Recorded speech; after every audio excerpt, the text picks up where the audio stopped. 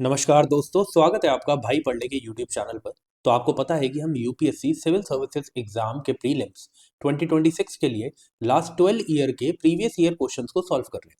और हम यहाँ पर हर दिन 15 क्वेश्चन सॉल्व करते हैं।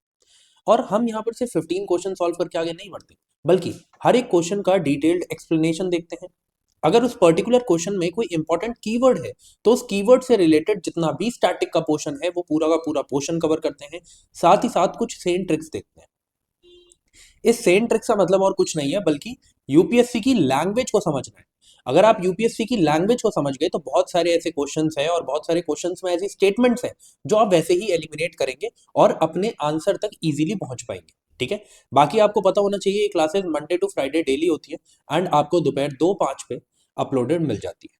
अभी तक हमने 2014 से लेके 2020 तक के प्रीवियस ईयर पेपर्स को कंप्लीट कर लिया है और आज हम स्टार्ट करने वाले हैं 2021 का प्रीवियस ईयर पेपर। क्योंकि हम 15 क्वेश्चन सॉल्व कर रहे हैं तो फिर इससे क्या पता चला हमें कि आज की क्लास में हम क्वेश्चन नंबर 1 से लेके क्वेश्चन नंबर 15 तक कवर करेंगे। क्या करेंगे हम? क्वेश्चन नंबर 1 से लेके क्वेश्चन नंबर 15 तक कवर करेंगे। ओके, चलिए तो अब बिना टाइम वेस्ट करे अपनी क्लास की तरफ चलते हैं। बस एक बार मैं पेन चेंज कर लूं। देखिए, अगर मेरी स्पीड किसी को भी स्लो लगे तो वो वीडियो की स्पीड को 1.25 या 1.5 पे कर लेना। ठीक है। बाकी आपको अगर किसी ने स्टार्टिंग का पोर्शन स्किप कर दिया तो उसे मैं बता देता हूँ। 2020 का प्रीवियस ईयर पेपर हम स्टार्ट कर रहे हैं। आज हम क्वेश्चन नंबर 1 से लेके क्वेश्चन नंबर 15 तक सॉल्व करेंगे। ठीक है। बाकी कुछ क्वेश्चंस ऐसे होंगे जिसमें मैं आपको टाइम दूंगा, कुछ में मैं नहीं दूंगा। जो भी मुझे जरूरी लगेगा, जहां टाइम देना चाहिए वहां पे मैं टाइम आपको जरूर दूंगा। ठीक है। जैसे ये क्वेश्चन है, ये टाइम देने वाला क्वेश्चन है, इसमें मैं आपको 15 सेकंड्स दूंगा। आप इस क्वेश्चन को आराम से पढ़ेंगे। बट मैंने फिर से कहा, आप देखना कि मैंने आपको क्या कहा है, जहां पर भी ये आ जाए ना कि कॉन्स्टिट्यूशन ऑफ इंडिया में कोई चीज है तो प्लीज अपने कान खड़े कर लिया करो। कान खड़े करने का मतलब क्या है, आपको ये समझ जाना है कि इस स्टेटमेंट में कुछ ना कुछ झोल हो सकता है। ये आपको याद रखना है। ठीक है। तो 15 सेकंड से सोच लो, समझ लो, फिर हम देखते हैं क्या सही है क्या गलत है।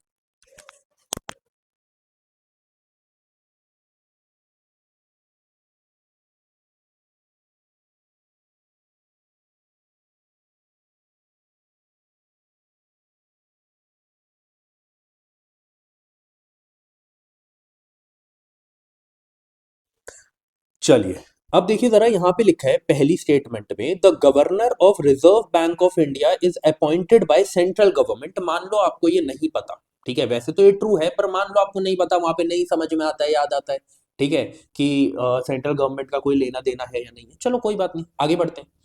बोला गया certain provisions in the constitution of India give the central government the right to issue directions. मैंने आपको क्या बोला यार, कॉन्स्टिट्यूशन ऑफ इंडिया में अगर कुछ दिया भी गया है ना, अगर कुछ दिया भी गया है तो ऊपर ऊपर से उसके बारे में बात करी जाती है। उसके बारे में, उसके डायरेक्शंस, उसके मैंडेट्स, उसमें क्या किया जाएगा क्या नहीं किया जाएगा, इसके बारे में जिक्र नहीं होता है। ऐसे ये सारी चीजें कि क्या करना है क्या नहीं करना है, डायरेक्शंस हो गए, मैंडेट हो गए, प्रोविजंस हो गए, ये सारे एक्ट में दिए होते हैं। ठीक है। तो ये सारी चीजें कॉन्स्टिट्यूशन ऑफ इंडिया में नहीं दी है। जो ये आरबीआई एक्ट है ना, जो ये आरबीआई एक्ट है, आरबीआई एक्ट 1934, इसमें ये दिया गया है, इसमें ये दिया गया है। और ये जो अपॉइंटमेंट होगा ना, ये भी किसमें दिया गया है, ये भी दिया गया है आरबीआई एक्ट में। किसमें? आरबीआई एक्ट में।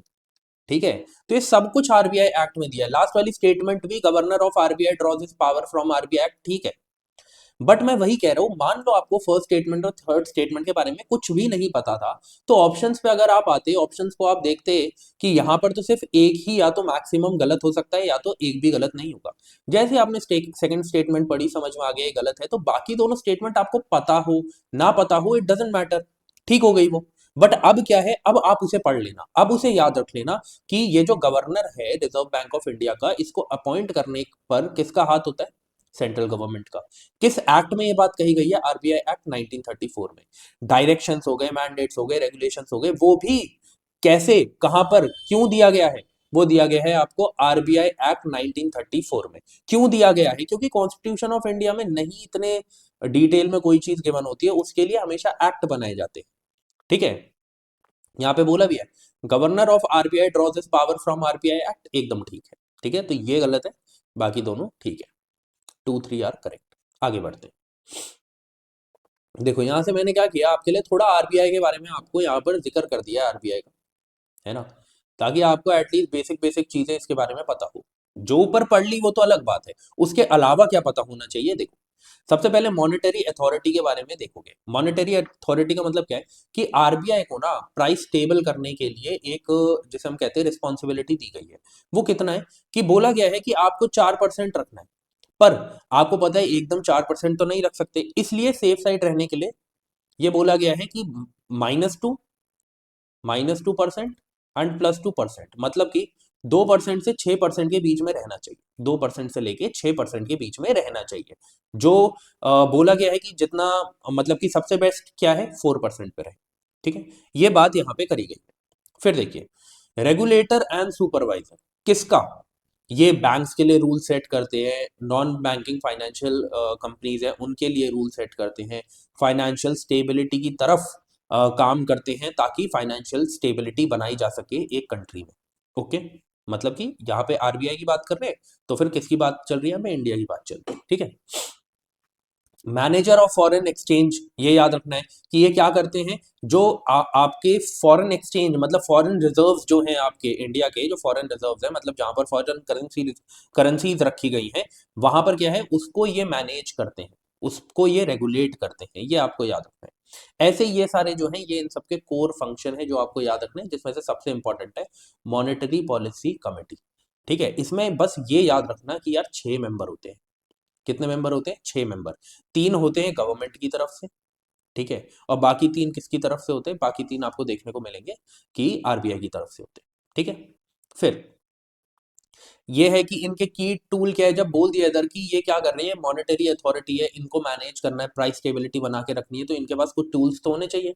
तो 2 टाइप के टूल्स इन्हें दिए गए हैं मेनली, क्वांटिटेटिव क्वालिटेटिव, और एक लिक्विडिटी मैनेजमेंट है, पर मेनली हम इन दोनों को पढ़ते हैं, क्वांटिटेटिव एंड क्वालिटेटिव कॉन्सेप्ट को, मॉनेटरी पॉलिसीज को। देखो क्वांटिटेटिव में क्या आता है, जैसे आप पढ़ते हैं ना, मैंने आपको कितनी बार पढ़ा है, repo rate, reverse repo rate, OMO, ठीक है, एलएएफ, लिक्विडिटी एडजस्टमेंट फैसिलिटी होगी, एमएसएफ हो गया, सीआरआर हो गया, कैश रिजर्व रेशियो, एसएलआर हो गया, स्टैट्यूटरी लिक्विडिटी रेशियो, ये सारी चीजें जो हैं ये क्वांटिटेटिव में आती है। क्वालिटेटिव में क्या आती है, क्वालिटेटिव में आता है कि क्रेडिट को रेशन रखना है, मतलब कि एक लिमिट सेट कर रखी है कि इतना ही करना है। मॉरल सुएशन, मतलब कि अगर देखने को मिल रहा है कि बैंक कोई गलत चीज कर रहा है, ठीक है, किसी भी तरीके से कंज्यूमर को हार्म कर रहा है, तो उसके ऊपर क्या कर सकता है आरबीआई, उसके ऊपर फाइन लगा सकता है। ठीक है, उसको रेगुलेट करने के लिए ये सारी पावर्स जो है किसके पास है, ये क्वालिटेटिव पावर्स है किसकी, आरबीआई की, ये आपको याद रखना है। ऐसे ही यूपीएससी के लिए और क्या इंपॉर्टेंट है, जैसे रुपी का इंटरनल इंटरनेशनलाइजेशन, रुपी का इंटरनेशनलाइजेशन, है ना, ये सब जब क्वेश्चंस आएंगे तो मैं आपको बहुत डीप में पढ़ाऊंगा। पर मैंने यहाँ पे क्यों इंट्रोड्यूस किया, क्यों यहाँ पे इनके बारे में लिखा है, ताकि आप इनके बारे में पढ़े कि ये क्या कॉन्सेप्ट है, इससे क्या होता है। ठीक है, फाइनेंशियल स्टेबिलिटी क्यों इंपॉर्टेंट है, फाइनेंशियल इंक्लूजन का क्या मतलब है, ये सब चीजें आगे क्वेश्चंस आएंगे तो मैं वहां करवाऊंगा। बट आपके लिए अभी कॉन्सेप्ट मैंने क्या किया है यहाँ पर ऐड कर दिया, ताकि आप पढ़ सकें इन्हें खुद से। थोड़ी मेहनत तो करनी पड़ेगी, है ना, बिना मेहनत के क्या हो रहा है, कुछ भी नहीं हो रहा आज के टाइम पे। अब देखो, with reference to casual worker employed in India consider the following statements. ठीक है, इसके लिए भी मैं आपको 15 सेकंड दे रहा हूँ, सोच लो समझ लो, and then we will solve it, देखते क्या सही है क्या गलत है। 15 सेकंड्स आपके पास।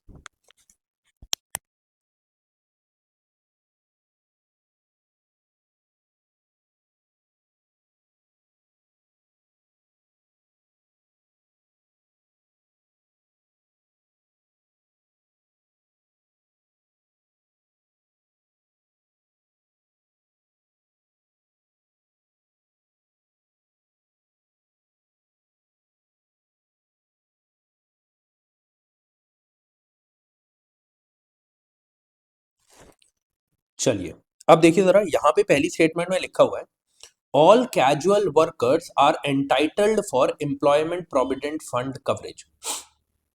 इस चीज को समझो यार, सारे कैजुअल वर्कर्स नहीं, सिर्फ वो कैजुअल वर्कर्स अगर वो ऐसी जगह पे काम कर रहे हैं जहां पर 20 से ज्यादा लोग हैं, प्लस उनकी मिनिमम सैलरी जो है वो मतलब कि सैलरी के ऊपर कंडीशंस है, अगर उतनी सैलरी नहीं होगी तो फिर ये एम्प्लॉयमेंट मतलब कि ईपीएफ कवरेज इनको नहीं मिलेगी। ठीक है, तो सबको तो नहीं मिलती है, तो ये गलत हो गया। आंसर तक अब अपने आप ही पहुंच गए, आपने देख लिया भाई यहाँ तो एक ऑप्शन गलत, हम आंसर पे पहुंच गए, बाकी फिर भी देख लेते हैं।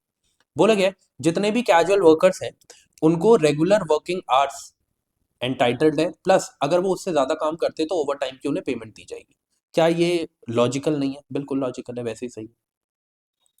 The government can buy a notification specify, एक चीज हमेशा याद रखना। अब एक और जो यूपीएससी की लैंग्वेज समझने वाली चीज है वो समझो। Government is very powerful, government is very powerful. अगर कहीं पर ऐसे लिखा जाता है कि गवर्नमेंट ये कर सकती है, गवर्नमेंट वो भी कर सकती है, गवर्नमेंट ये भी कर सकती है, गवर्नमेंट का काम ये भी है, गवर्नमेंट इस पर्टिकुलर अथॉरिटी से उसकी पावर भी ले सकती है, भाई गवर्नमेंट के पास बहुत पावर है, बहुत पावर है। गवर्नमेंट कुछ भी कर सकती है, ये समझ लो। ठीक है, बाद में सुप्रीम कोर्ट उसे मतलब कि ये बोल दे कि हाँ उसे स्ट्रक डाउन कर दे कि ये बेसिक स्ट्रक्चर को हार्म कर रहा है, वो बात अलग है। बट इनिशियली गवर्नमेंट कुछ भी कर सकती है। तो जब भी ऐसी कोई स्टेटमेंट आए ना, the government can do this, the government can do that, आप उसको सही मानेंगे। ठीक है, अनटिल एंड अनलेस आपको बिल्कुल श्योरिटी हो कि ये तो गलत लिखा है, तब आप तो गलत कर देना, पर नहीं लिखा तो समझ जाना कि ये सही है। देखो यहाँ पे भी ये सही है। The government can, by a notification, specify that an establishment or industry shall pay wages only through its bank account। बिल्कुल ठीक है, गवर्नमेंट एक नोटिफिकेशन के थ्रू ऐसा जारी कर सकती है कि आपको अगर अपने उनको पैसा देना है अपने एम्प्लॉयज को, तो आप बैंक अकाउंट के थ्रू देंगे। क्यों नहीं कर सकती? गवर्नमेंट ऐसे कर सकती है। ठीक है, आगे बढ़ते हैं। 2 and 3 आर करेक्ट। बाकी मैंने यहाँ पे लिख दिया है भाई कि मिनिमम जो है मंथली सैलरी जो है, मैंने बोला कि सैलरी पे कंडीशन है, 15,000 मिनिमम सैलरी होनी चाहिए ईपीएफ कवरेज के लिए। प्लस मैंने जो ये आपको बताया था कि वो पर्टिकुलर जो कंपनी है उसमें 20 से ज़्यादा एम्प्लॉयज होने चाहिए, तभी ईपीएफ कवरेज मिलेगी। ओके, आगे बढ़ते हैं। देखिए यहाँ पे जो क्वेश्चन है ना, वो ये है कि क्या स्टेप्स लिए जाएंगे, क्या स्टेप्स सबसे ज्यादा लिए जा सकते हैं अगर आपको इकोनॉमिक रिसेशन को रोकना है, या इकोनॉमिक रिसेशन जब आ जाए तो गवर्नमेंट क्या स्टेप्स लेगी अपनी जनता के लिए, ये पूछा गया है। 15 सेकंड से सोच लो। एक आइडिया दे देता हूँ कि गवर्नमेंट कोशिश करेगी कि अब लोगों के पास ज्यादा से ज्यादा पैसा जाए, क्योंकि इकोनॉमिक रिसेशन में लोगों के पास पैसा नहीं होता, तो गवर्नमेंट ट्राई करेगी कि लोगों में इन्वेस्ट किया जाए किसी तरीके से कि मार्केट फिर से काम करना स्टार्ट कर सके, है ना? क्योंकि जब लोगों की जेब में पैसा होगा तभी तो फिर से मार्केट रन करेगी, तभी तो वो कुछ खरीदेंगे, फिर से जिसे हम कहते हैं कि सप्लाई बढ़ेगी, डिमांड बढ़ेगी, है ना? इकोनॉमिक रिसेशन में ये सारी चीजें कम हो जाती है, क्यों? क्योंकि लोगों के पास पैसा ही नहीं होता। ठीक है, तो अब आप थोड़ा सोचो और फिर काम करो, फिर मैं आपको बताता हूँ क्या सही है क्या गलत है।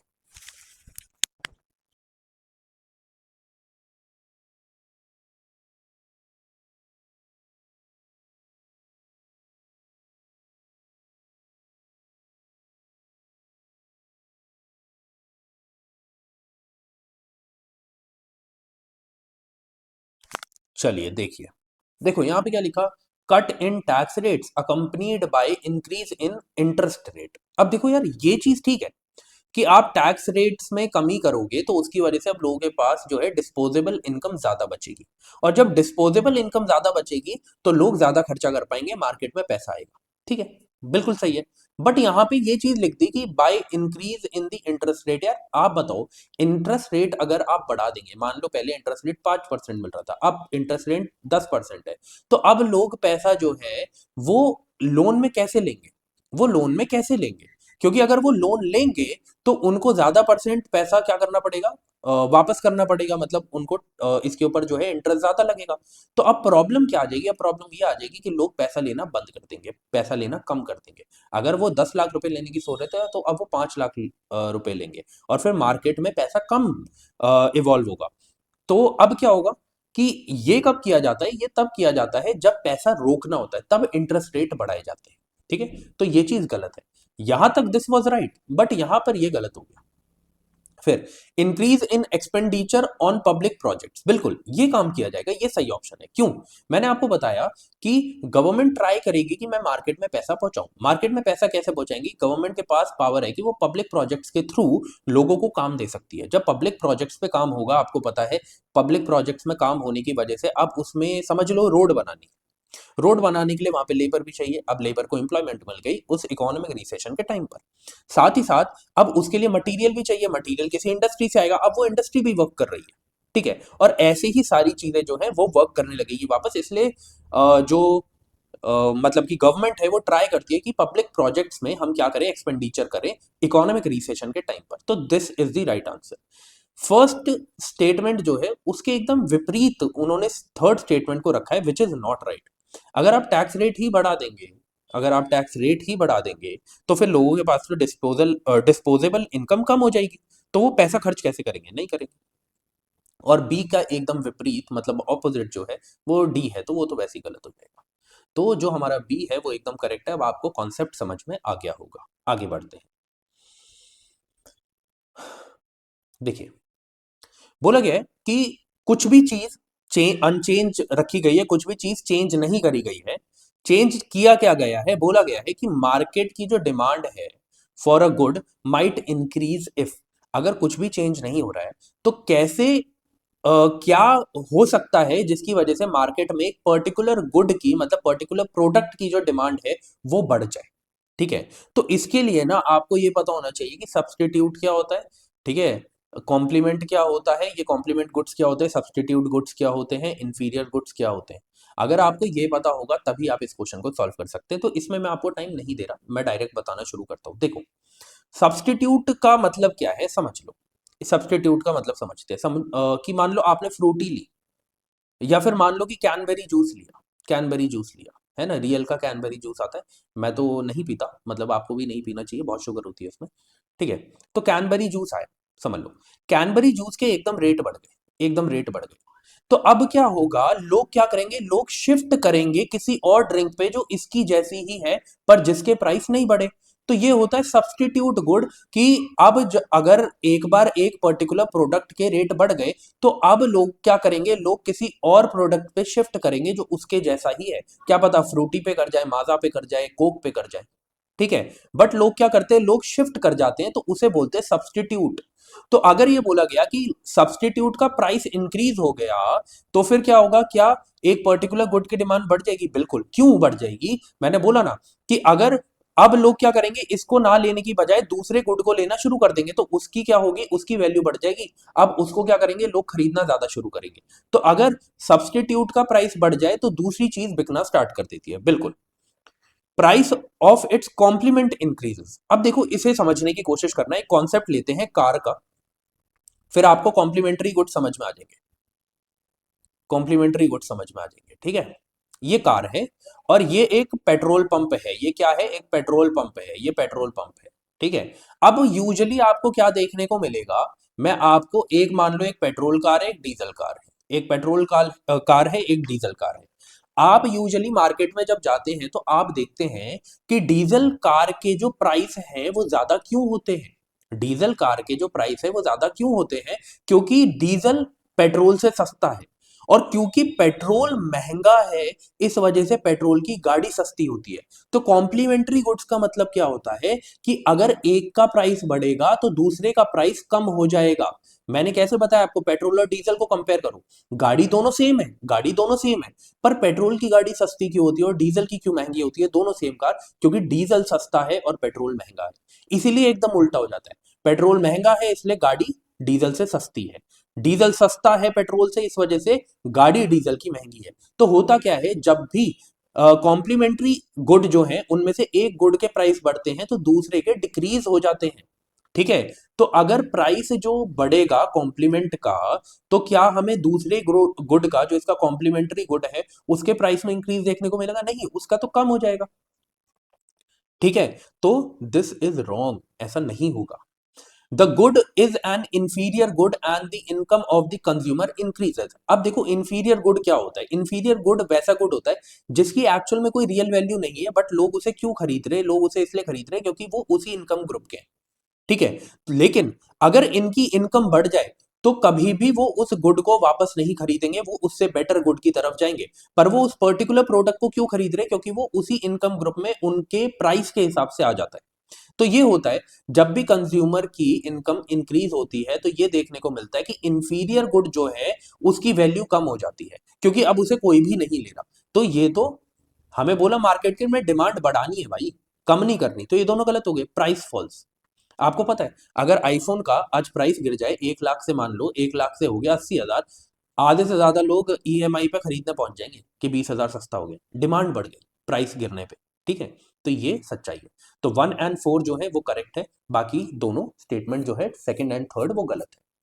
आई होप आपको कॉन्सेप्ट समझ में आया होगा। अगर आपको कोई भी कॉन्सेप्ट समझने में प्रॉब्लम होती है आप मुझे कमेंट सेक्शन में बता सकते हैं, ठीक है। बट मेरी रिकमेंडेशन ये रहेगी कि एक बार पीछे जाकर एक बार बस एक बार और सुन लो। अगर फिर भी नहीं समझ में आता तो बिल्कुल मुझसे पूछो कमेंट सेक्शन में, मैं आपको अगली क्लास में वो एक्सप्लेन करूंगा। ठीक है, आगे बढ़ते।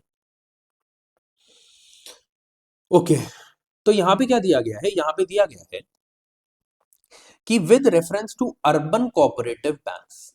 अब ये क्या है? अर्बन कोऑपरेटिव बैंक्स क्यों इंपॉर्टेंट है? अर्बन कोऑपरेटिव बैंक, देखो कोऑपरेटिव मींस कि बहुत सारे लोगों की कोऑपरेशन से मिलके वो बैंक बना हुआ है। वो बहुत सारे लोगों की कोऑपरेशन से मिलके वो बैंक बना हुआ है। ठीक है, तो इसे कहते हैं हम कोऑपरेटिव बैंक। इसमें क्या किया जाता है? उसी मेंबर को क्या किया जाता है? लोन दिया जाता है। उसी मेंबर को क्या किया जाता है? लोन दिया जाता है। और इसकी जो सारी जिसे हम कहते हैं रिस्पॉन्सिबिलिटी होती है, वो क्या होती है? वो सबके ऊपर होती है। वो सबके ऊपर होती है, किसी एक पे नहीं होती। ठीक है, इसीलिए इसे कोऑपरेटिव बैंक बोला है कि कॉर्पोरेशन से खुला है। अब देखो इसमें क्या बोला गया, they are supervised and regulated by local board set up by state government. कि जो स्टेट गवर्नमेंट है वो जो लोकल बोर्ड को सेट करती है वो इसे सुपरवाइज एंड रेगुलेट करता है। यार देखो, ये सच्चाई तो बिल्कुल भी नहीं। देखो इसके दो काम है। इसका एक काम क्या है, मैं इसको पूरी को गलत कर देता हूं, इसके मैं आपको यहां पे सही बताता हूं। एक्चुअली ना अर्बन कोऑपरेटिव बैंक के दो काम है। ठीक है, पहला काम क्या है? पहला काम ये है इसका कि एडमिनिस्ट्रेटिव फंक्शन है। एडमिनिस्ट्रेटिव फंक्शन है। ठीक है, अब एडमिनिस्ट्रेटिव फंक्शन क्या है, कौन इसे रेगुलेट करता है? तो इसका जो एडमिनिस्ट्रेटिव फंक्शन है वो रेगुलेट करता है रजिस्ट्रार ऑफ कोऑपरेटिव सोसाइटीज। ठीक है, तो मैं ऐसे लिखता हूं, रजिस्ट्रार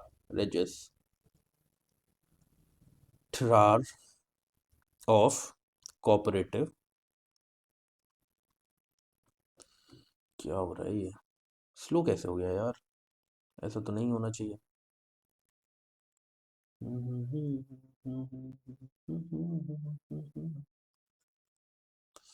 वर्क ही नहीं कर रहा। थोड़ा सा मुझे टाइम देना, एक बार मैं चेक करता हूँ ये क्यों नहीं चल रहा। ओहो, चलो मैं बोल देता हूँ, रजिस्ट्रार ऑफ कोऑपरेटिव।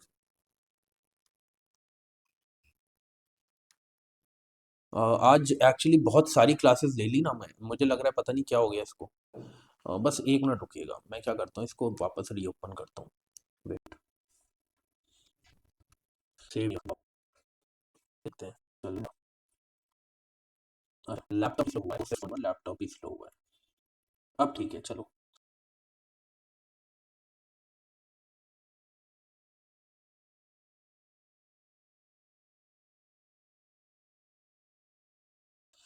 देखिए जरा, तो रजिस्ट्रार ऑफ कोऑपरेटिव, राइटिंग बहुत गंदी हो गई थी क्योंकि अब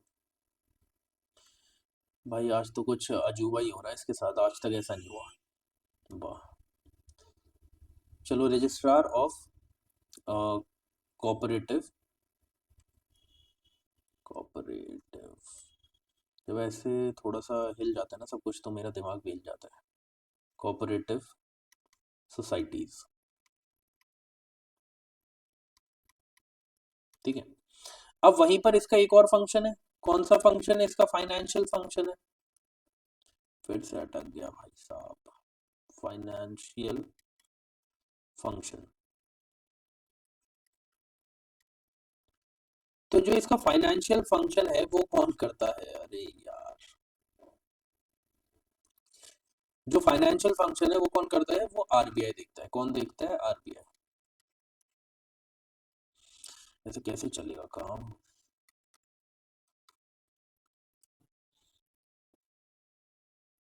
बस मैं 1 मिनट पॉज करता हूँ, है ना, ऐसे तो क्लास लंबी होती जाएगी।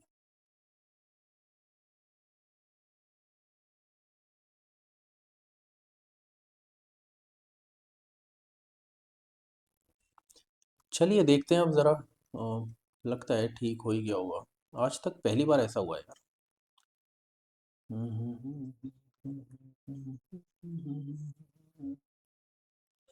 ओके। तो जो इसके फाइनेंशियल फंक्शन है, फाइनेंशियल फंक्शंस जो है वो कौन देखता है, वो देखता है आरबीआई। ठीक है, तो ये स्टेट गवर्नमेंट के पास ऐसी कोई भी पावर नहीं है, इसलिए ये गलत है। They can issue equity shares and preference shares. बिल्कुल, इक्विटी शेयर्स और प्रेफरेंस शेयर्स ये दे सकते हैं। क्यों, मैंने आपको अभी बताया कि ये कॉर्पोरेशन से चल रहे हैं, तो कॉर्पोरेशन में बहुत सारे लोग होंगे, तो उनको कैसे मैनेज करेंगे, इक्विटी की हेल्प से या प्रेफरेंस शेयर की हेल्प से।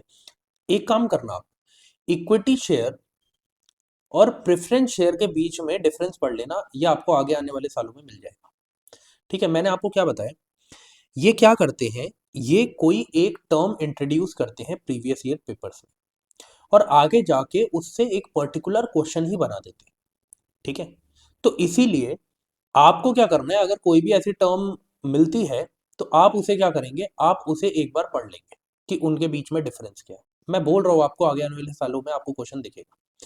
फिर बोला गया है, they were brought under the purview of banking regulation act 1949 through an amendment of 1966। अब बात यह है कि क्या ये सही है या गलत है। मैंने आपको बोला है कि इतना वो आपसे एक्सपेक्ट नहीं करते कि आप इतना इतना याद रखो, ये अमेंडमेंट कब हुआ, ये कब हुआ, वो कब हुआ। वो यूजुअली ऐसी चीजें ठीक देते हैं। वो गेम कहाँ खेलते हैं, वो ऐसी जगह गेम खेलते हैं जो चीज़ें आपको पता होनी चाहिए, और अगर आपको नहीं पता है तो वो वहां पे आपके साथ गेम खेलते हैं। और वैसे भी अगर फर्स्ट स्टेटमेंट को आपने गलत कर दिया है तो फिर 2 3 अपने आप ही ठीक हो जाती है। बट मैं फिर भी कहूंगा, ये बाकी जो अभी 4 क्वेश्चन थे उससे थोड़ा सा हार्ड क्वेश्चन था। ठीक है, नहीं तो वो 4 तो एकदम लल्लू पंजू क्वेश्चन थे। ठीक है, आगे बढ़ते हैं। फिर यहाँ पे मैंने क्या किया है, ये जो अर्बन कोऑपरेटिव बैंक्स हैं, अर्बन कोऑपरेटिव बैंक है, यूसीबीज, इनके बारे में मैंने यहाँ पर इंफॉर्मेशन प्रोवाइड करी। ठीक है, तो आप इसे पढ़ सकते हो, बट मैं आपको बता देता हूँ फिर भी, है ना, क्योंकि मेरे अंदर भी कीड़ा है सब कुछ बताने का, तो मैं आपको बता देता हूँ। Located in urban and semi urban areas. अब नाम में ही है अर्बन, तो ऑब्वियसली इन्हीं एरियाज में होंगे, तो याद रखना अर्बन में भी हो सकते हैं, सेमी अर्बन में भी हो सकते हैं। ठीक है, ये क्या करते हैं, स्पेसिफिक कम्युनिटीज को या जो वर्क प्लेसेस हैं उनको लोन प्रोवाइड करते हैं, उनको हेल्प करते हैं। ठीक है, फोकस क्या कर रही है, small borrowers, traders, entrepreneurs, salaried individuals, इनको हेल्प करने का ये क्या करते हैं, उसके लिए ये आगे बढ़ते हैं। ठीक है, प्रिंसिपल्स क्या है, based on mutual help, cooperation है, कॉपरेटिव्स हैं, तो ऑब्वियसली म्यूचुअल हेल्प ही चलेगी। डेमोक्रेटिक कंट्रोल होता है, सबके पास इक्वल कंट्रोल है, वोटिंग राइट्स होते हैं इनके पास। ठीक है, फिर उसके बाद रेगुलेशन एंड गवर्नेंस की बात करें तो डुअल रोल है, मैंने बताया कि एक तो स्टेट रजिस्ट्रार्स हैं, वो भी कंट्रोल करते हैं, और आरबीआई भी कंट्रोल करता है, ये याद रखना। एडमिनिस्ट्रेटिव पावर जो है वो स्टेट रजिस्ट्रार के पास है, और फाइनेंशियल पावर्स किसके पास है, आरबीआई के पास है, ये आप याद रखना। ठीक है, फिर किस एक्ट के थ्रू इसे गवर्न किया जाता है, अभी हमने देख लिया, बैंकिंग रेगुलेशन एक्ट 1949, है ना। रिसेंट रिफॉर्म्स थोड़े देख लेना कि empowered RBI to supersede boards, मतलब अगर बोर्ड ने कोई डिसीजन लिया है तो आरबीआई अब उसे मतलब कि एम्पावर्ड है कि वो उसे सुपरसीड कर सकता है, मतलब आरबीआई का डिसीजन फाइनल माना जाएगा। ठीक है, तो इस वजह से अब गवर्नेंस जो है वो स्ट्रेंथन हो जाती है, एंड पीसीए जो है वो भी स्ट्रांग हो जाता है। पीसीए फ्रेमवर्क्स आपको पता है ना। ठीक है, करेक्टिव एक्शंस होते हैं ये। ठीक है, कि अगर किसी ने ये काम नहीं किया तो फिर एक उससे भी ऊपर अथॉरिटी है जो क्या करेगी, वो करेक्टिव एक्शंस ले सकती है और उनका जो डिसीजन है उसे बदल सकती है। ठीक है, ये होता है पीसीए, करेक्टिव एक्शन है।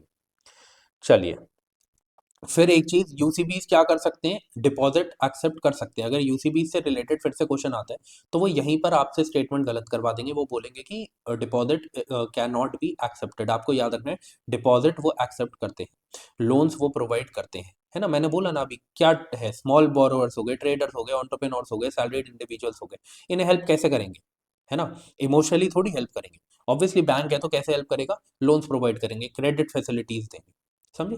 ये सारी चीजें हैं जो आपको इससे रिलेटेड पता होनी चाहिए। आगे बढ़ते हैं, एपेक्स बॉडीज कौन है, ये सारी चीजें आप पढ़ लेना, है ना, ज्यादा कुछ इसमें है नहीं।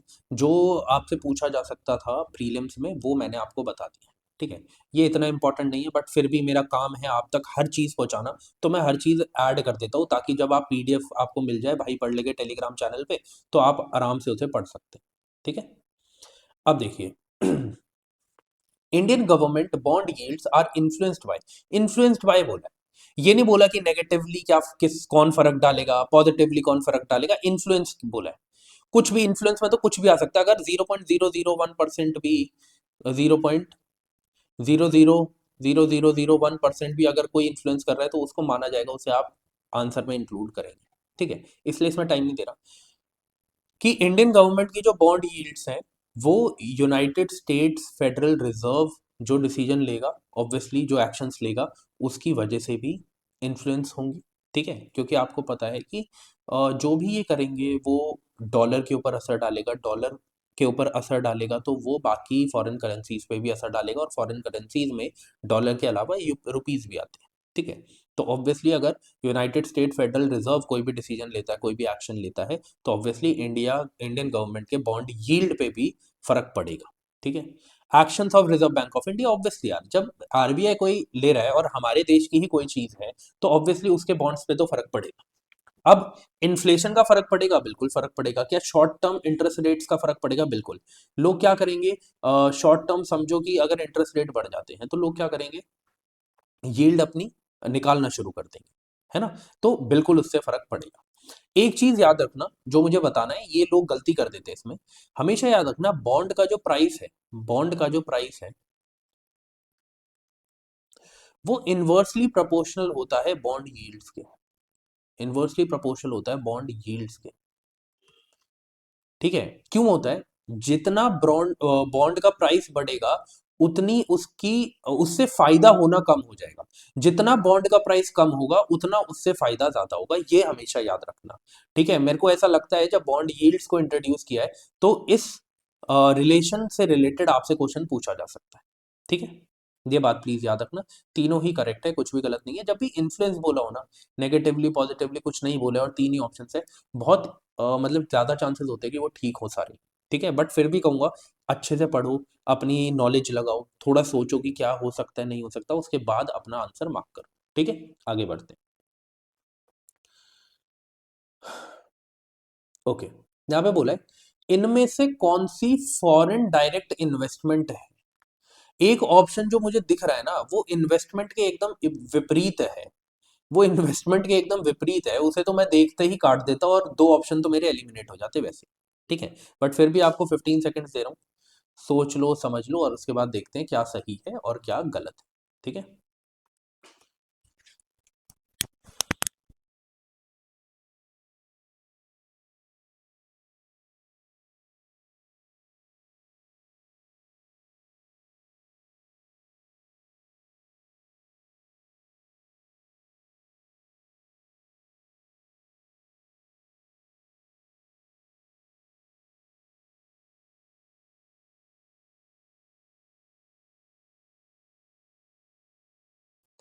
चलिए, अब बोला गया है सब कुछ छोड़ दो, मैं सब कुछ भूल जाता। देखो बॉन्ड्स है तो इन्वेस्टमेंट है, चलो मैं, वो कोई भी बॉन्ड हो कोई फर्क नहीं पड़ता, ठीक है। और ऊपर से बोला है फॉरेन डायरेक्ट इन्वेस्टमेंट, तो फॉरेन करेंसी कन्वर्टेबल बॉन्ड्स होंगे, तो ऑब्वियसली वो क्या होगी, एक इन्वेस्टमेंट होगी, फॉरेन डायरेक्ट इन्वेस्टमेंट होगी, ठीक है।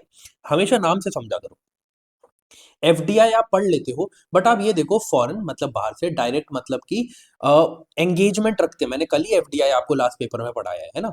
तो एफडीआई में क्या करते हैं, वो डायरेक्ट एंगेजमेंट रखते हैं, किसी कंपनी में इन्वेस्ट किया, ठीक है, किसी फैक्ट्री में इन्वेस्ट किया, किसी भी चीज में इन्वेस्ट करते हैं और उनका डायरेक्ट कंट्रोल उस चीज पे होता है, इसलिए इसे बोला गया डायरेक्ट। फिर इन्वेस्टमेंट मतलब ऑब्वियसली इन्वेस्टमेंट पर्पज के लिए वो ऐसा करते हैं। तो फॉरेन करेंसी कन्वर्टेबल बॉन्ड्स जो है बिल्कुल वो एफडीआई में आते हैं, कंडीशन बीइंग कि वो 10% से ज्यादा होने चाहिए उसमें शेयर्स, ठीक है। फिर उसके बाद सब छोड़ो, एक बार लास्ट पे आओ, यहाँ पे लिखा है एनआरई के सॉरी डिपॉजिट्स। भाई डिपॉजिट कभी क्या इन्वेस्टमेंट हो सकता है, डिपॉजिट क्या कभी इन्वेस्टमेंट हो सकता है? कभी नहीं हो सकता। तो इसको तो क्यों ऑप्शन में रखोगे आप? ये तो वैसे ही कट गया। तो मैं कह रहा हूं हमेशा जब सारे ऑप्शन पढ़ते हो, को समझना आए ना, तो ये कोशिश किया करो ये चेक करने के लिए कि इनमें से कौन सी चीज को आप एलिमिनेट कर सकते हो। ठीक है, उससे आप आसानी से आंसर तक पहुंचोगे। समझे इस बात को? अब देखो, F I I with certain condition, ये कंडीशन क्या है कि 10% से ज्यादा जो है वो इन्वेस्टमेंट अगर करी है किसी एफ आई आई ने, तो ही उसे एफ डी आई बोला जाएगा। तो ये बात तो एकदम ठीक है, 10% या और मोर। फिर ग्लोबल डिपॉजिटरी रिसीट्स, रिसीट्स खुद ही एक इन्वेस्टमेंट होती है ना। तो ये बात याद रखना, ग्लोबल डिपॉजिटरी रिसीट्स जो है वो क्या है, वो एफडीआई में इंक्लूडेड होती है। बस पता है इस क्वेश्चन में कैच यही था कि बस आपको ये पता होना चाहिए था, ये देखते ही आप समझ जाते कि एफडीआई के बारे में नहीं भी पता ना, तो यार एफडीआई में इन्वेस्टमेंट लिखा है, ये इन्वेस्टमेंट हो ही नहीं सकता। समझे इस चीज को? तो 1, 2 एंड 3 जो है वो राइट आंसर है। बट फिर भी मैं कहूंगा, मैंने एफडीआई लास्ट क्लास में पढ़ा है। ठीक है, एफडीआई में मैंने आपको बहुत सारी चीजें बताई थी, इसमें क्या आता है क्या नहीं आता, क्यों एफडीआई बोला जाता है, कैसे ये एफपीआई से अलग होता है, ठीक है, एफआईआई से कैसे अलग होता है, ये सब मैं आपको बता चुका हूँ।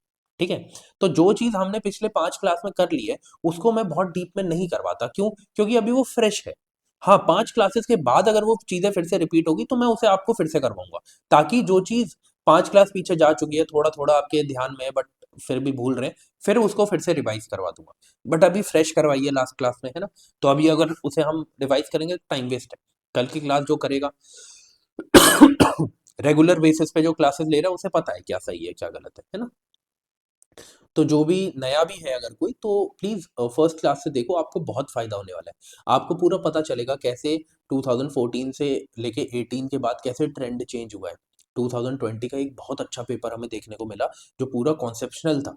और अब जो हमने इसके फर्स्ट क्वेश्चन देखे 2021 के, इन 15 क्वेश्चंस में से 11 क्वेश्चंस ऐसे हैं जो बहुत डुएबल हैं। ठीक है, जो आप कर ही सकते हैं। हाँ, 2 से 3 में आप कंफ्यूज हो सकते हैं कि यार ये सही होगा या नहीं होगा, तो आप उसमें कंफ्यूज हो सकते हैं। बट जो इसमें से 11 क्वेश्चन है ना, वो तो इतने डुएबल है कि कोई मतलब कि ये समझ लो इजी लल्लू पंजू क्वेश्चन। जैसे कि एक क्वेश्चन ये है उनमें से, बोला गया है the effect of devaluation of currency is that it necessarily, इनमें से क्या करता है। ठीक है, 15 सेकंड दे रहा हूं, सोच लो, उसके बाद मैं आपको बताता हूँ क्या सही है क्या गलत है।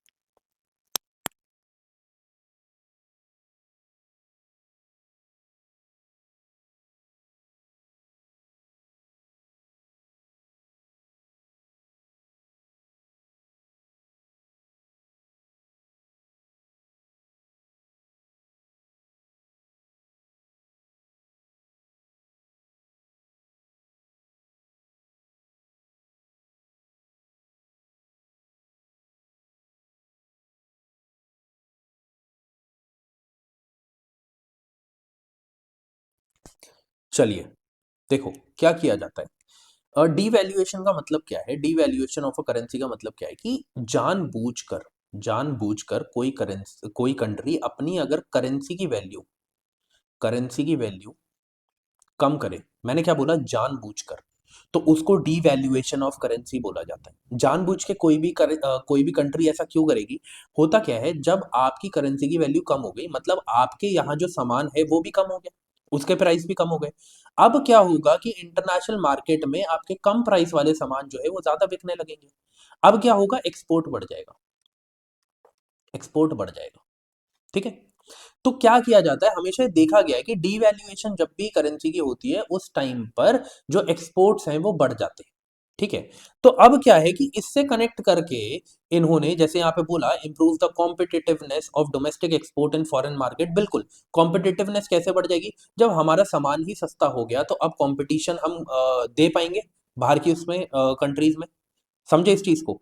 तो बिल्कुल एक्सपोर्ट्स बढ़ जाते हैं, कंपटीशन बढ़ जाता है। बट उन्होंने क्या किया ना, उसको उन्होंने फर्स्ट और थर्ड को कनेक्ट करने के लिए ये बोल दिया, इंप्रूव द ट्रेड बैलेंस। अब ना लोगों के दिमाग में क्या है, एक्सपोर्ट बढ़ रहे हैं, एक्सपोर्ट बढ़ रहे हैं, तो ट्रेड बैलेंस इक्वलाइज होगा क्योंकि इंपोर्ट कम हो जाएंगे, एक्सपोर्ट ज्यादा हो जाएगा। नहीं यार, एक्सपोर्ट अगर होना है उसके लिए भी तो बहुत सारी कंडीशंस हैं। डीवैल्यूएशन ऑफ करेंसी ही सिर्फ एक मात्र चीज नहीं है जो ट्रेड बैलेंस को कंट्रोल करती है। आपको तो ये देखने को मिलेगा कि इनिशियल लेवल पर ट्रेड बैलेंस और खराब होता चला जाएगा। ठीक है। एक्सपोर्ट्स बढ़ने के पीछे भी बहुत सारी चीजें होती हैं। क्या वो मतलब कि वो क्वालिटी प्रोवाइड कर पा रहे, क्या वो क्वांटिटी प्रोवाइड कर रहे, बहुत सारी चीजें। तो अगर ट्रेड बैलेंस को इम्प्रूव करना है, उसके पीछे जो है वो बहुत सारी चीजें होती हैं, जैसे प्राइस क्या है पर्टिकुलर प्रोडक्ट का, डिमांड क्या है, सप्लाई क्या है, एंड स्ट्रक्चर ऑफ इकोनॉमी क्या है। आप कहीं पता चला कि क्रिपल्ड इकोनॉमी है और उसके बाद उसके डिवैल्यूएशन और कर दिया और पता चला कि इकोनॉमी और ठप पड़ गई, ठीक है। तो ऐसा नहीं है। तो यही बोल रहा हूं कि ये बात एक हद तक ठीक है, बट ये बात अधूरी है। इस वजह से इसे हम सही नहीं मान सकते। ये बात प्लीज याद रखना, ठीक है। क्योंकि ट्रेड बैलेंस जो है वो प्रोडक्ट्स के बहुत सारी चीजों पे डिपेंड करता है, प्राइस पे, डिमांड पे, सप्लाई पे, स्ट्रक्चर ऑफ इकोनॉमी पर, ठीक है। बट सिर्फ ये कह देना कि डिवैल्यूएशन ऑफ करेंसी से ट्रेड बैलेंस इक्वलाइज हो जाएगा, तो हर कंट्री यही नहीं करने लगेगी, बताना सर। हाँ, ये बोल सकते हो कि एक्सपोर्ट इंक्रीज हो सकते हैं, पर ये नहीं बोल पाओगे आपकी ट्रेड बैलेंस जो है वो इंप्रूव हो रहा है। ये ऑफ डोमेस्टिक करेंसी यार, हम तो डिवैल्यूएशन का मतलब क्या है, हम तो अपनी करेंसी की वैल्यू गिरा रहे हैं, तो इंक्रीज कैसे होगी, समझे इस चीज को। तो ये भी गलत है, only first statement is correct, ठीक है। आगे बढ़ते हैं। डिवैल्यूएशन का मतलब यही है, मैंने आपको अभी बताया। मेक्स करता क्या है कि कंट्री के जो गुड्स एंड सर्विसेज है उन्हें सस्ता कर देता है फॉरेन मार्केट में, ठीक है। तो फॉरेन बायर्स अब सस्ते में वो पर्टिकुलर चीज को ले सकते हैं, इस वजह से देखा जाता है कि एक्सपोर्ट बढ़ जाते हैं। बट इसका मतलब ये नहीं है कि ट्रेड बैलेंस इक्वलाइज हो जाएगा। ट्रेड बैलेंस बहुत सारी चीजों पर बहुत सारी कंडीशंस होती है, वो मैंने आपको ऊपर बताई, ठीक है। सिर्फ डीवैल्यूएशन से अगर ट्रेड बैलेंस जो है वो स्टेबल हो रहा होता तो फिर तो क्या ही बात थी, सभी अपनी वैल्यू गिराते रहते करेंसी की, है ना। देखो, यहाँ पे बोला गया है कि अगर गवर्नमेंट ऑफ इंडिया जो है उसका सबसे बड़ा चिंता का कारण क्या है, ब्लैक मनी। क्यों उसका इतना बड़ा चिंता का कारण है ब्लैक मनी। ब्लैक मनी का मतलब क्या है, इस पे टैक्स नहीं दिया जा रहा, नॉट टैक्स्ड, टैक्स नहीं दिया जा रहा और ब्लैक मनी सर्कुलेट हो रहा है। तो इससे क्या होगा, हमारे देश को नुकसान होगा। जब हमारी गवर्नमेंट को टैक्स नहीं मिलेगा तो वो काम कैसे करवाएंगे, और अगर ब्लैक मनी की खपत ज्यादा होने लगी तो टैक्स कम होता चला जाएगा। और यही गवर्नमेंट की सबसे बड़ी प्रॉब्लम है, loss of revenue to the state exchequer due to tax evasion. यही सबसे बड़ा लॉस है गवर्नमेंट को, समझे इस चीज को, यही इसका राइट आंसर है, ठीक है। आगे बढ़ते हैं। Which one of the following is likely to be most inflationary in its effects. ठीक है, कि इनमें से सबसे इन्फ्लेशनरी चीज कौन सी हो सकती है। रीपेमेंट ऑफ पब्लिक डेप्ट, रीपेमेंट कर रहे हैं अगर किसी भी डेट का तो फिर वो इन्फ्लेशन से क्या रिलेशन है, ठीक है। मोस्ट पूछा है, मोस्ट, ठीक है। Borrowing from the public to finance the budget deficit. अच्छा, borrowing from the banks to finance the budget deficit, मतलब कि बोरो कर रहे हैं, एक बार पब्लिक से एक बार बैंक से, ये लिखा गया, ठीक है। Creation of new money to finance the budget deficit, ये है सबसे ज्यादा इन्फ्लेशनरी। क्यों, ये इसका मतलब क्या है, देखो इसे बैन कर दिया गया, इस प्रैक्टिस को, पहले ऐसा किया जाता था, बैन कर दिया गया। होता क्या कि मान लो ये गवर्नमेंट है, इसने बहुत सारा खर्चा किया, उसने बहुत सारा खर्चा किया, पता चला कि अब जो बजट है वो डेफिसिट में चला गया, मतलब उतने रिसीट्स नहीं आए जितने एक्सपेंडिचर हो गए। अब इस गैप को भरने के लिए पहले क्या करती थी गवर्नमेंट, कि आरबीआई को बोलती थी पैसा छापो, आरबीआई को बोलती थी पैसा छापो, और उस पैसे से क्या कर दिया जाता था, इस गैप को फिल कर दिया जाता था। बट ये बहुत ज्यादा इन्फ्लेशनरी है। क्यों, आप एक नया पैसा बना रहे हो अपने डेफिसिट को पूरा करने के लिए, आप एक नया पैसा बना रहे हो अपने डेफिसिट को पूरा करने के लिए, बट एक्चुअल में तो आपने क्या किया, आपने डेफिसिट तो पूरा किया ही नहीं, आपने तो बस करेंसी का सर्कुलेशन बढ़ा दिया एक नई करेंसी बढ़ा बनाकर, ठीक है। तो इस वजह से ये इन्फ्लेशनरी हो जाता है, ये इन्फ्लेशनरी हो जाता है, क्योंकि अब और पैसा मार्केट में आ गया है, और लोगों के पास पैसा है, आ गया है कि वो चीजों को खरीद पाए, वो मार्केट में सप्लाई डिमांड और ज्यादा बढ़ जाता है, जो इन्फ्लेशनरी होता है। इन्फ्लेशन आती ही तब है जब लोगों के पास ज्यादा पैसा है और खपत ज्यादा हो रही है, ठीक है। उसको कंट्रोल करने के लिए गवर्नमेंट क्या करती है, लोगों की जेब से पैसा खींचना स्टार्ट करती है, ठीक है। और यही देखा गया था कि जब भी न्यू मनी फाइनेंस किया जा न्यू मनी बनाया जा रहा था बजट डेफिसिट को फाइनेंस करने के लिए, तो सबसे ज्यादा इन्फ्लेशन देखी जा रही थी, इस वजह से इस प्रैक्टिस को बैन कर दिया गया। ठीक है, आगे बढ़ते हैं। मनी मल्टीप्लायर, मैंने क्या कहा था आपसे जब 2019 में मैंने मनी मल्टीप्लायर आपको करवाया था, मैंने कहा था एक बार कोई चीज इंट्रोड्यूस कर दी उसके ऊपर क्वेश्चन पूछेंगे ही पूछेंगे। ये फ्री का क्वेश्चन होता अगले साल अगर उस साल अच्छे से पढ़ लिया होता तो। समझे इस चीज को? चलिए, तो इसमें मनी मल्टीप्लायर जो है फिर 15 सेकंड दे रहा हूँ, सोच लो।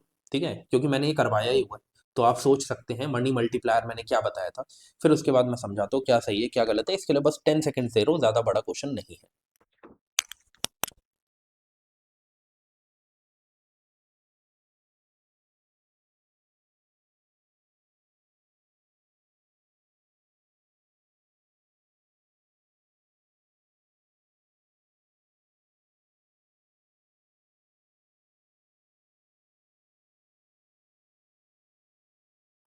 चलिए, मनी मल्टीप्लायर का सिंपल सा मतलब है, क्या मतलब है देखो, होता क्या है, मनी मल्टीप्लाई कैसे होता है। आपके पास पैसा है, आपके पास पैसा है, आप गए बैंक के पास, बैंक को बोला जी मेरा पैसा जमा करो, बैंक ने कहा ठीक है। अब बैंक क्या करता है, आपके ही पैसे में से थोड़ा सा पैसा कहीं और इन्वेस्ट कर देता है। अब वो जो उसने इन्वेस्ट किया उसकी वजह से जो उसे रिटर्न मिलते हैं, ये सेफ इन्वेस्टमेंट होती है ना, ये रैश इन्वेस्टमेंट नहीं होती, ये सेफ इन्वेस्टमेंट होती है।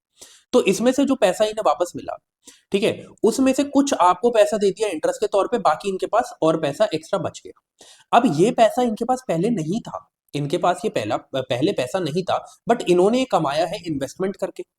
तो इनके पास पैसा नहीं था, अब इनके पास पैसा आ गया, तो मनी क्या हो रहा है, मल्टीप्लाई हो रहा है। आपका पैसा वही है, आपको तो इंटरेस्ट मिल के और ज्यादा मिल रहा है, बट बैंक को भी मिल रहा है, तो मनी मल्टीप्लाई हो रहा है। और जब भी मनी मल्टीप्लायर ज्यादा करना है, बढ़ाना है इकोनॉमी में, तो इसीलिए गवर्नमेंट चाहती है कि फाइनेंशियल इंक्लूजन हो, लोग बैंक से जुड़े, इसलिए बैंक अकाउंट बने लोगों के, समझे, ताकि बैंक में लोग इन्वेस्ट करें, फाइनेंशियल इंक्लूजन हो, जिसकी वजह से मनी मल्टीप्लाई हो। ठीक है, तो जब भी इकोनॉमी में इंक्रीज करना है मनी मल्टीप्लायर, तो आपको क्या करना पड़ेगा, लोगों की बैंकिंग हैबिट्स को बढ़ाना पड़ेगा, इंक्रीज करना पड़ेगा। समझे इस चीज को? ये कॉन्सेप्ट मैं लास्ट क्लास में भी बता चुका हूँ, मतलब कि 2020 के प्रीवियस ईयर पेपर में एक क्वेश्चन आया था मनी मल्टीप्लायर से रिलेटेड, तो मैंने आपको ये बताया था। ठीक है, क्वेश्चंस आते हैं, वो सेम क्वेश्चन कभी नहीं देखने को मिलेगा, बट उसी के अराउंड पूछे जाते हैं। ठीक है, हो सकता है आप फिर से पूछ लें, है ना, तो प्लीज मनी मल्टीप्लायर का कॉन्सेप्ट याद रखना। ओके, यहां पे बोला है demand pull inflation can be caused या increased by which of the following, मतलब समझ लो कि डिमांड पुल इन्फ्लेशन का मतलब क्या है, कि किसी भी चीज की डिमांड बढ़ गई है, उसकी वजह से इन्फ्लेशन आ गया। मतलब इन्फ्लेशन का मतलब लोगों की जेब में पैसा ज्यादा है, मैं तोड़ तोड़ के बता रहा हूँ, लोगों की जेब में पैसा ज्यादा है। और अब इन्फ्लेशन ये किस वजह से आई है, क्योंकि डिमांड ज्यादा है। अब आपको देखना है कि इसके कॉज और ये इंक्रीज कैसे हो सकता है। 15 सेकंड से आपके पास, फिर मैं आपको बताता हूँ सही क्या है गलत क्या है।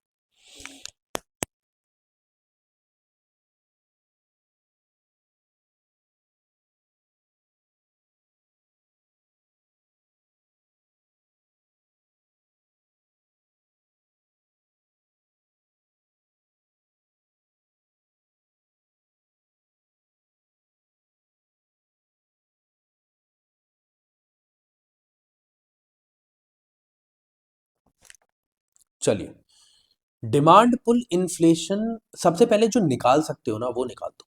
ठीक है, राइजिंग इंटरेस्ट रेट अभी पीछे बताया था मैंने, इंटरेस्ट रेट को अगर बढ़ा देंगे तो लोग क्या करेंगे, लोग लोन लेना कम कर देंगे। तो ये इन्फ्लेशन, किसी भी टाइप की इन्फ्लेशन हो, वो बढ़ेगी कैसे, वो इंक्रीज कैसे होगी या कॉज कैसे होगी, नहीं हो सकती। इन्फ्लेशन तो तब होगी जब लोगों की जेब में पैसा है।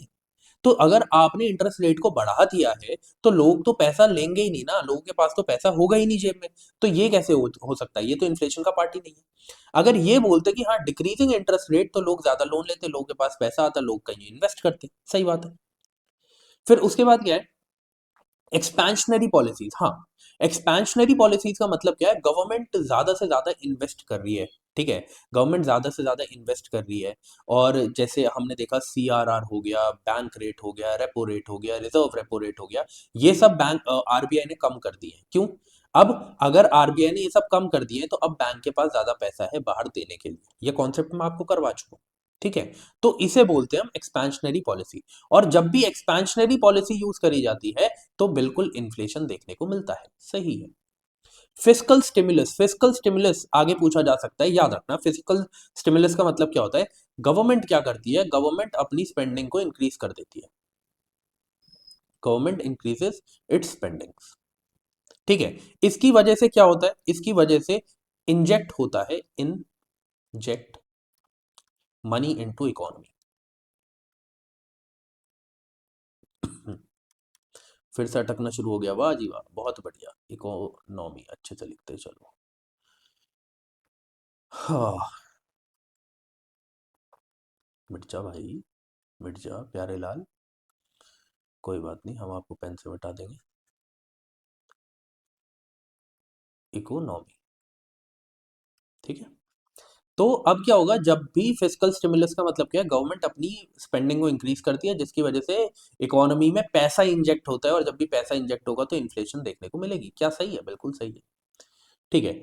इन्फ्लेशन इंडेक्सिंग वेजेस, इसका कोई डायरेक्ट रिलेशन नहीं है, इसका कोई डायरेक्ट रिलेशन नहीं है। इन्फ्लेशन इंडेक्सिंग वेजेस क्या है, इसको प्लीज याद रखना, ये भी कॉन्सेप्ट आगे पूछा जाएगा, वैसे सही नहीं है। होता क्या है, इन्फ्लेशन इंडेक्सिंग वेजेस का मतलब होता है कि वो वेजेस, जैसे आपको समझ लो कि 15,000 सैलरी मिल रही है, ठीक है। 15,000, मैंने क्यों बोला, ये नहीं बोल रहा कि आपको 15,000 मिलती है, बट ऊपर एक एग्जांपल देखा था ना कि मिनिमम 15 मिलनी चाहिए, तो उस हिसाब से मैं बोल रहा हूँ, ठीक है। कि वेजेस जो है वो समझ लो किसी के 15,000, अगले साल हमने देखा कि इन्फ्लेशन जो रेट है वो कुछ बढ़ा, इतने किसी भी परसेंट से बढ़ा, और 500 रुपए जो है पहले से ज्यादा इन्फ्लेशन हो चुका है। तो अब क्या है कि अपने आप जो वेजेस हैं वो बढ़ के 15,500 हो जाएगी। मतलब इन्फ्लेशन जो है उसके साथ साथ वेजेस चलेंगे, ठीक है। इन्फ्लेशन कम होगी तो वो भी कम हो जाएंगे, इन्फ्लेशन ज्यादा होगी तो वेजेस भी ज्यादा हो जाएंगे।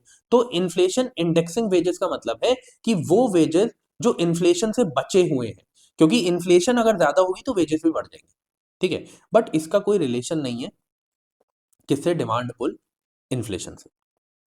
उन्होंने जानबूझ के ये क्यों डाला, क्योंकि इसमें भी इन्फ्लेशन वर्ड था, यहाँ भी इन्फ्लेशन वर्ड था, आप बोलते ये तो सही है, और फिर ढूंढते थ्री कहाँ पे, बस, और हो जाता काम खत्म। Higher purchasing power, higher purchasing power का मतलब क्या हो गया कि आपके पास अब ज्यादा पैसा है तो आपकी परचेजिंग पावर बढ़ गई है, और ऐसा कब होता है, जब इन्फ्लेशन होती है। तो ये तो एकदम ठीक है, ये कॉन्सेप्ट अब इन्फ्लेशन का आपको पता होना चाहिए, ठीक है। रट्टा तो क्या मारोगे, अब तो याद ही हो जाना चाहिए, मैंने इतनी बार बता दिया, ठीक है। 1 2 4 करेक्ट है। आगे बढ़ते हैं। फिर ऐसी इन्फ्लेशन इंडेक्सिंग वेजेस के बारे में मैंने यहाँ पे लिख दिया, आप पढ़ सकते हैं, वो मैंने आपको बता दिया है कि कैसे इन्फ्लेशन बढ़ती है तो वेजेस को भी बढ़ा दिया जाता है ना। मतलब वेजेस जो है वो सेफ है इन्फ्लेशन से। अब देखो, ये क्वेश्चन है जो थोड़ा सा टेढ़ा क्वेश्चन था, जो आपको करने में प्रॉब्लम आती है, ठीक है। तो एक क्वेश्चन मैंने ऊपर बताया था, एक ये हो गया, तो अभी सिर्फ दो क्वेश्चन है जो बहुत हार्ड थे, जो आप अपनी बेसिक नॉलेज से नहीं कर सकते थे, ठीक है। और ये उस टाइम पर न्यूज में थी चीजें, इस वजह से ये क्वेश्चन पूछा गया था, मतलब ये इकोनॉमी प्लस न्यूज दोनों से मिला के पूछा गया। जैसे यहाँ पे बोला गया, retail investor through demat account can invest in treasury bills and government of India debt bonds in primary market. अब नहीं पता, चलो छोड़ दो। The negotiated dealing system order matching is a government securities trading platform of Reserve Bank of India। चलो नहीं पता, छोड़ दो, आगे बढ़ो। The Central Depository Service Limited is jointly promoted by Reserve Bank of India and BSE Bombay stock exchange. मैंने क्या बोला था आपको, जब भी आपको दो बड़ी चीजें देखने को मिल जाए ना, हमेशा याद रखना गलत ही होंगी। जैसे मैंने आपको बताया था कि 2014 15 16 में बहुत क्वेश्चन देखे गए जिसमें ऑर्गेनाइजेशन पूछी थी, इंटरनेशनल ऑर्गेनाइजेशन, मैंने आपको दिखाया वो हमेशा ही गलत थी, और अगर एक से ज्यादा इंटरनेशनल ऑर्गेनाइजेशन देती तो वो तो बिल्कुल ही गलत होगी, ठीक है। तो यही था कि सेंट्रल डिपॉजिटरी सर्विस लिमिटेड जो है उसको नहीं किया जाता, एक्चुअल में जो नेशनल नेशनल सिक्योरिटी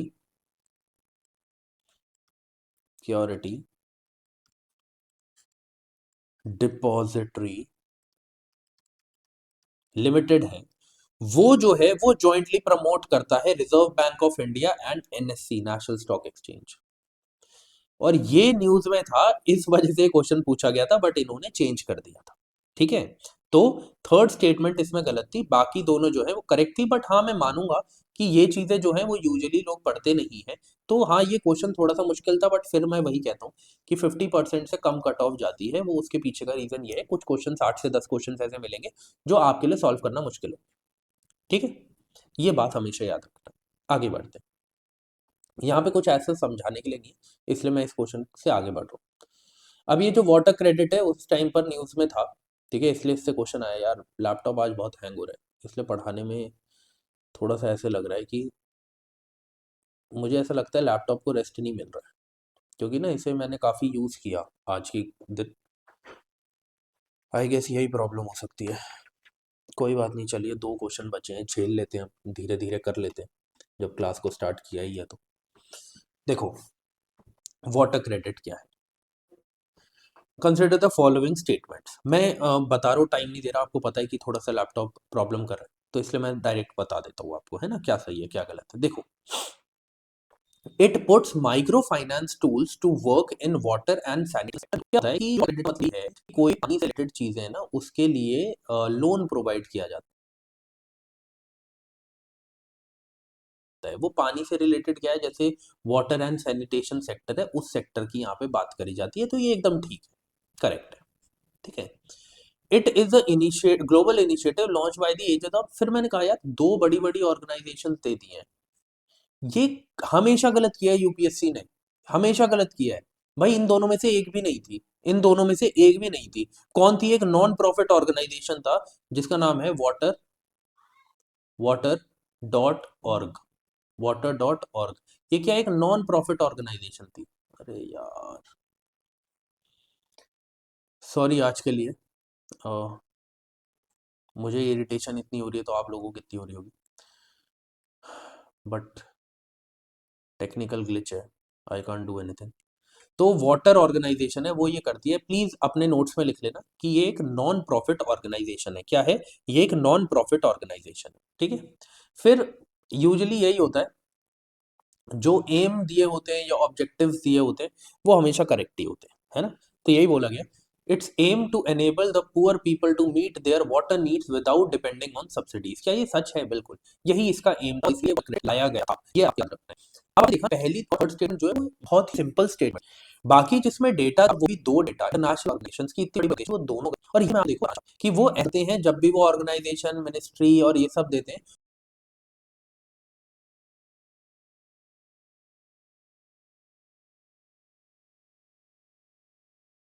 वो चीज़ों को गलत करते हैं। आप इस बात को याद रखना जब आप एग्जाम देने जाओगे तो 1 और 3 जो है वो करेक्ट है।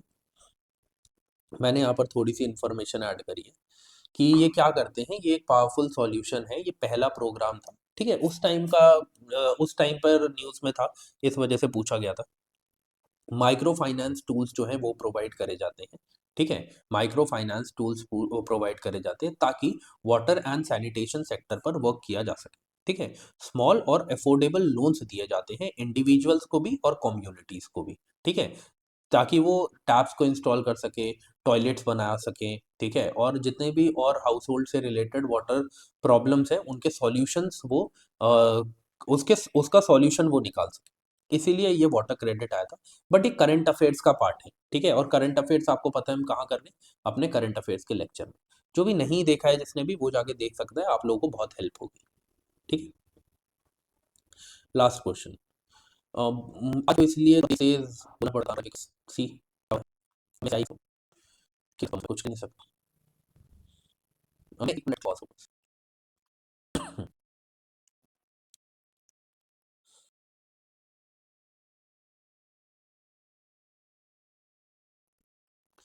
चलिए, बस यार कोई वायरस ना आ गया हो लैपटॉप में, बड़ी दिक्कत हो जाएगी।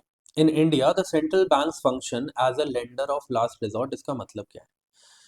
देखिए, फिर मैं टाइम नहीं दे रहा, आप वीडियो को पॉज कर लेना, ठीक है। देखो, लेंडर ऑफ लास्ट रिजॉर्ट का मतलब क्या है? देखो, बैंक के पास बहुत सारे ऑप्शंस है लोन लेने के, है ना, बट होता क्या है कि कई बार इंटर बैंक लोन्स भी नहीं दिए जाते क्योंकि प्रॉब्लम चल रही होती है, रिसेशन चल रहा है, या समझ लो कोई भी ऐसी प्रॉब्लम है, फाइनेंशियल प्रॉब्लम आ गई कि वो बाकी जगह से कहीं से लोन नहीं ले पा रहे, तो लास्ट रिजॉर्ट कौन होता है? लास्ट रिजॉर्ट होता है आरबीआई, सेंट्रल बैंक।